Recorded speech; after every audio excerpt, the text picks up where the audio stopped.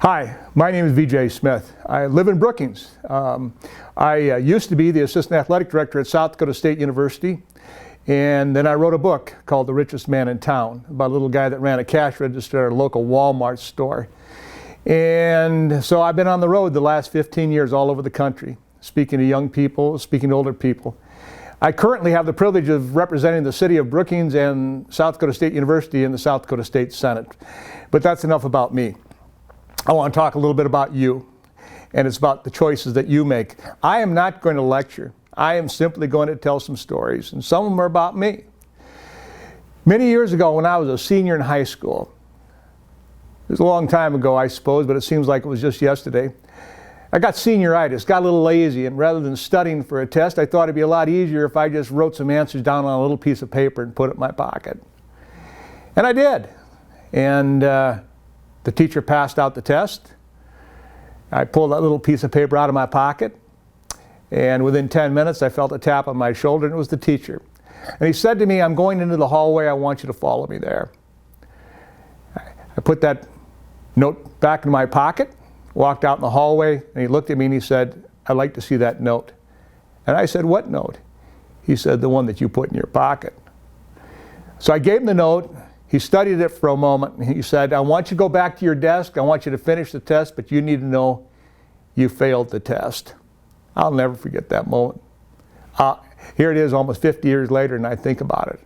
Think about it so much that this teacher is still alive, and whenever I see him, I do everything I can to avoid him because I'm embarrassed. You know, I failed that test, but what I really did is I failed myself.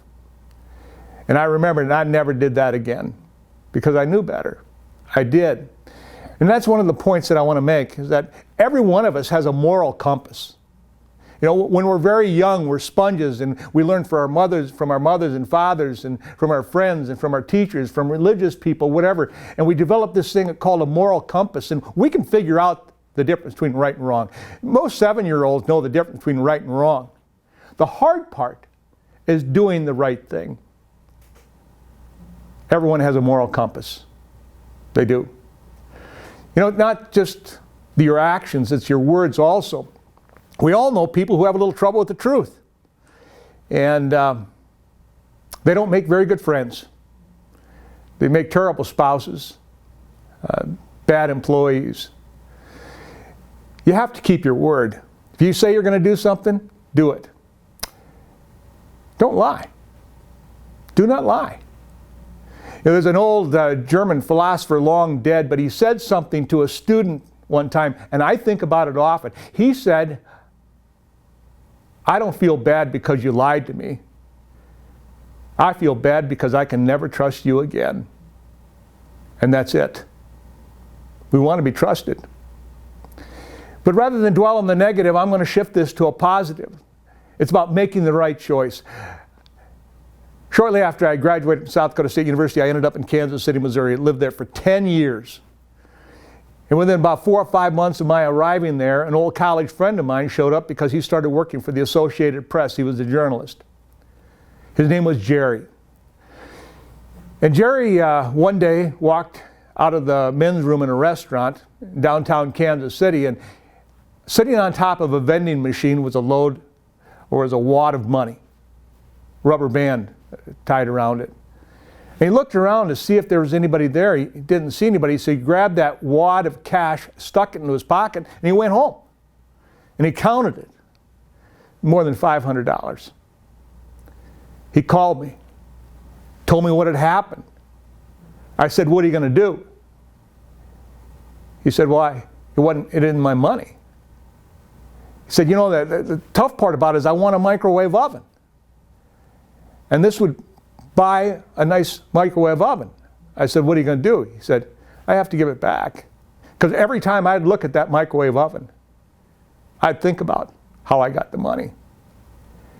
So he called the restaurant and gave the money back. A few years ago, Jerry sat down at his kitchen table and told his kids about that situation.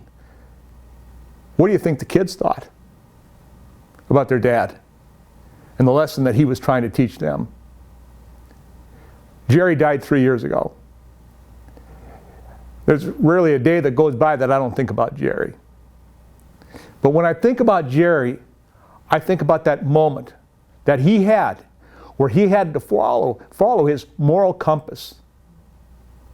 And my impression of Jerry increased tenfold because he did the right thing. He made a great choice. So my question to you, and it's one that I face in every day, how do you want to be known? How do you want to be remembered? Follow your moral compass between right and wrong, and you'll always be on the right road. I wish you well.